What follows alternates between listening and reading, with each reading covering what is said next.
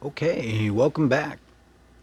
This is another episode of the King Shit Vlog. I'm gonna call it that. I've done it as King Shit Live, but I can't do live YouTube stuff from my phone unless I have like a real buttload of subscribers, which I don't, and I probably won't ever. And that's just exactly the way I like it, so that's fine with me. But just because I felt like putting up some content, and I am really enjoying this new microphone. I think it's exactly what I needed for doing band rehearsals, and it's this is a nice side benefit for when I do anything where there's any vocal at all stuff for my YouTube channel. Let's touch on a few things since I'm recording. I'm gonna post this, whether you like it or not, and I hope you don't. Um, this weekend is NHRA is in Pomona, and usually Pomona is the Winter Nationals, and it begins the NHRA season in February. But with COVID, everything gets shuffled. But at least they're able to have the Pomona first event, and hopefully the final event of the year will be back there as it always is. And so this weekend, Pomona has a short shut-off area. So generally speaking, it's even if they're running good times, they have to play it a little bit safer there and usually don't swing for the fences. So I don't think we're going to be seeing incredible times. I think there's going to be a lot of A to B racing, which might be good. It might be a lot of side-by-sides as opposed to seeing a lot of record-breaking numbers. Tonight, at least I believe, maybe tomorrow night too for qualifying. It's under the lights. So I'll be watching the NHRA TV rebroadcast in the morning because it's 3 hours difference and I'm not going to be up that late. So that'll be first thing tomorrow morning for me, which is cool. And this weekend is, I believe, another one of those where there's one Friday night session, two Saturday sessions. So there'll probably be a Saturday afternoon, Saturday evening session. And then Sunday's 4 p.m. our time, so it's be going off at 11 their time, I'm sure, as usual. So looking forward to that. Be watching the FS1, I think, on that on Sunday rather than the NHRA TV. You can watch it earlier if you're like me and you're subscribed to NHRA TV. You don't get all the bells and whistles of the Fox broadcasts, FS1 broadcasts, what have you. But depends what your schedule's like. I like to keep mine open. Also, of course, F1. Hungarian Grand Prix weekend. I already watched the earlier practice session this morning, and Kubica I saw was back testing or in somebody else's seat. I didn't hear the whole reasoning why Kubica was in there this week, but that was interesting. And we'll see if he's in the second qualifier, or if they talk about it at the beginning of it when I watch that a little later today. Second free practice, I should say. And then tomorrow should be free practice 3, I should say, and the final qualifying 3 rounds. And Sunday morning at 9 our time is going to be the Grand Prix. So Sunday's looking like a Grand Prix morning and a NHRA afternoon, which what could be better than that? All right. Let's talk about the Red Sox. Loving the Red Sox this year. As I said to Queen Shit months ago, this all began when the Red Sox were really stinking it up at the beginning of the season in the spring. I got out my Lucky Red Sox hat, and I sang the 70s Red Sox fight song to inspire the team. Of course, it was just here in the house. Nobody heard it but me and my wife, but it worked. What a season they have, and it's all my doing. And I was lucky enough to get tickets with my Suffolk alumni and brethren and sisterin, I guess. I don't know how you say that, but anyway, with other alumni in September against Tampa Bay. That's going to be a good one, a Wednesday night against Tampa Bay.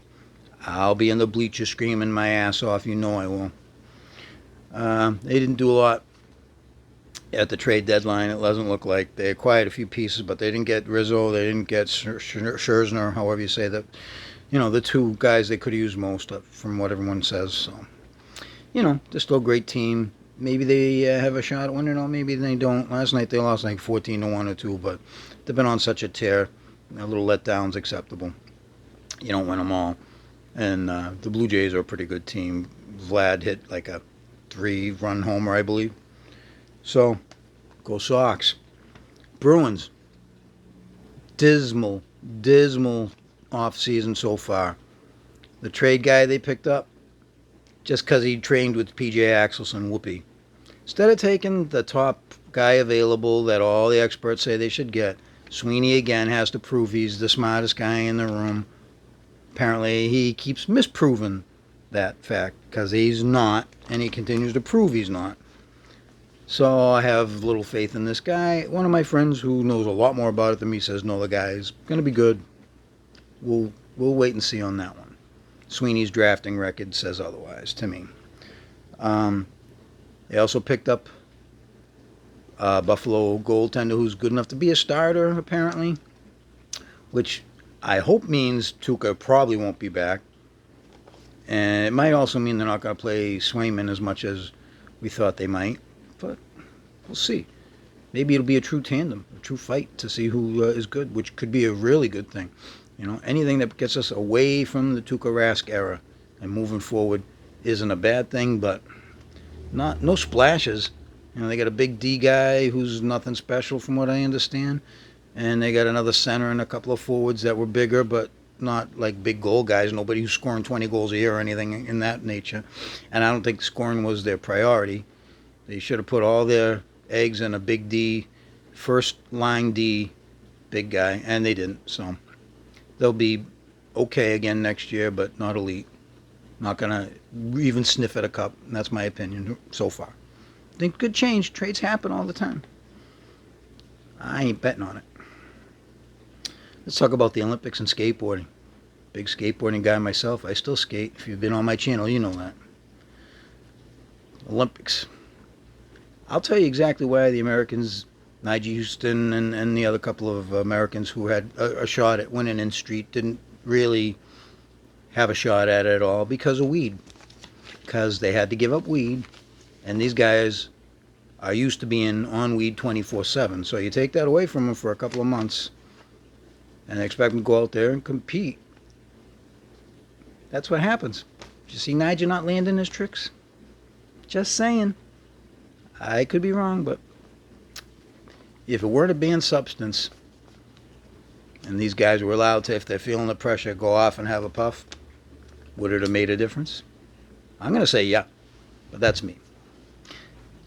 All right, let's also talk about music.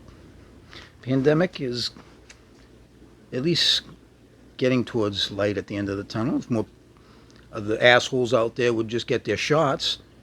It's the pandemic of the unvaccinated now. Thanks, people. Great. Variants with your names on it. I don't care who sees this or who's not. Shame on you. Shame on you. Believe in social media hype and knuckleheads out there instead of the CDC. Really? Really? Good for you. You should all have to move to Kentucky and stay there with the borders guarded by people wearing those hazard suits to make sure that they don't get anywhere near the people who deserve to live in a civilized world. Yeah, I said that. Oh well. I've heard a lot worse than that, and there's a little bit of satire and humor in there. Very little, unfortunately, but hey, give me a thumbs down. Please give me a thumbs down. Anything. Any reaction at all is alright with me. Post your own blog, too, like every other dummy like me is doing. Okay. Back to music again. Now, as we've seen some light, there's music out there. I went to NHRA. It was outdoors. I felt pretty safe. I'm fully vaccinated, as is my brother-in-law who went with me. We're going to see Kiss in a few weeks, outdoors, Mansfield. Last time out. It's going to not be a great concert, but it's Kiss. Last time. Very well will be probably Paul and Gene's last time out there. So, as big a fan as I am, lifetime, I'm going to go. I'll be there. And the tickets were pretty reasonable. So, if you don't have tickets, go. Even for a goof. Even if you're not a fan. It's Kiss. They put on crazy shows. Lights, boom booms, pyros, everything, fire, you name it. Fire, fire, fire. I'll be there. Also, This is way down the line, but first time I'll be on an indoor show if nothing goes crazy between now and then on the pandemic. Joe Bonamassa, finally. Big fan. Seen every one of his PBS shows and whatnot. Got my tickets. Going to see him at P-PAC down in Providence. Performing Arts Center down there. Tremendous theater. It's going to be knockout. November 20th. You should go if there's still tickets left. I'm there. It's going to be goosebumps kind of night. For all you guitar players, which I am as well, it's going to make you want to not play for about 6 months after. You know it is. And you're going to be drooling over his ridiculous vintage gear. I will. And one more shout out. Fast Eddie and Sol. You know who you guys are. Rocking with some new gentlemen, playing some music, loving it. Watch out. I think that good things are going to happen. Thanks for watching my blog. Or not.